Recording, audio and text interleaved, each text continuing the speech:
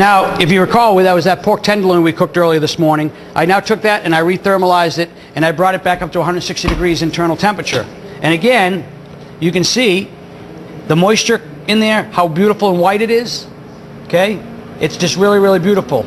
And now what I'm going to do is I'm going to cut a few pieces of this, and I'm going to plate it up for you.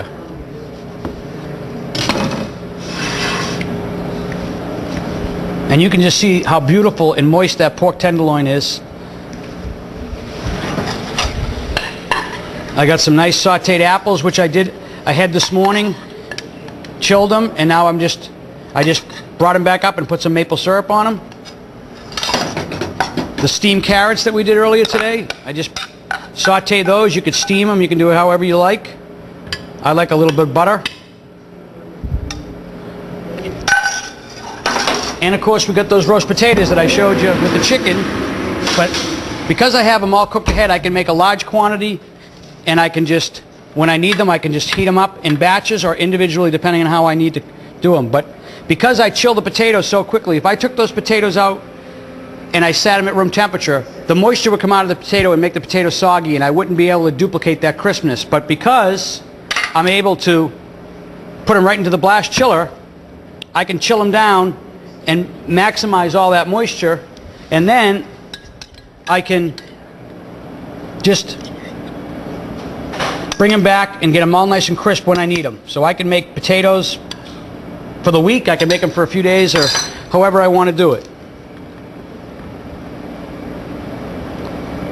So here you have a nice roast pork, and again, I can cook the pork ahead of time, and I can rethermalize 1, 2, 3 as I need it. You can do this with a cafeteria, you can do this in a commercial kitchen of any type. And it just gives you the flexibility that you need. And so when you utilize the blast chiller, you'll be amazed what products you can put in the blast chiller. Here's an example. My vegetables, my sauces, my proteins, fruits, vegetables, anything you can think of, you can do in the blast chiller or shock freeze, and you'll get amazing results. The quality, it's all about the quality of the food. And with Irinox, you get beautiful quality, consistent quality, and it allows you to have less people in the kitchen and higher quality product. It'll reduce your labor costs, it'll reduce your food costs, it'll greatly reduce your waste because now you're preparing food to inventory and not to order.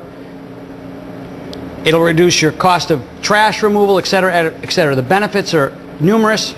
Please give us a call and we'd love to talk with you. Okay, now you recall that cake that I shock froze?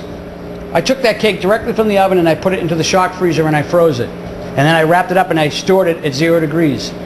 What that allows me to do is I can pull those cakes out as I need them, and because I take the cake, again, because the cakes come directly from the oven into the shock freezer, all the moisture that's in the cake when it comes from the oven stays in the cake. You would notice, if you could see two side by side, that our cakes are always stay higher than a cake that's taken and sat at room temperature, because what happens when that cake comes out of the oven and sits at room temperature, you have moisture and evaporation loss, and as that happens, the cake tends to shrink and you get a wrinkled cake. So our cake stays nice and high and stays moist, and because it's so much more moist than a cake that's not shock frozen directly from the oven, our cakes will last longer than a cake that's not shock frozen in an Irinox unit. What makes a cake go stale? It dries out. When you're starting with more moisture, it just lasts that much longer. If you then shock freeze them, wrap them in plastic, and store them properly, you can have them for 30 days. So what I've done is I just take some cake. Here are the berries that you recall we had earlier that we had shock frozen. Now these berries, strawberry and raspberries, we purchased at our local gourmet store and paid a premium price for frozen berries. And you can see this is what we're all used to seeing. Our berries, on the other hand, still have the little hairs on them like a fresh berry. The strawberry is going to be a little softer than it was when it was fresh. The raspberries, depending on how ripe they were, you may not even be able to tell the difference. So I'm going to take some of my raspberries and transfer them over onto my plate.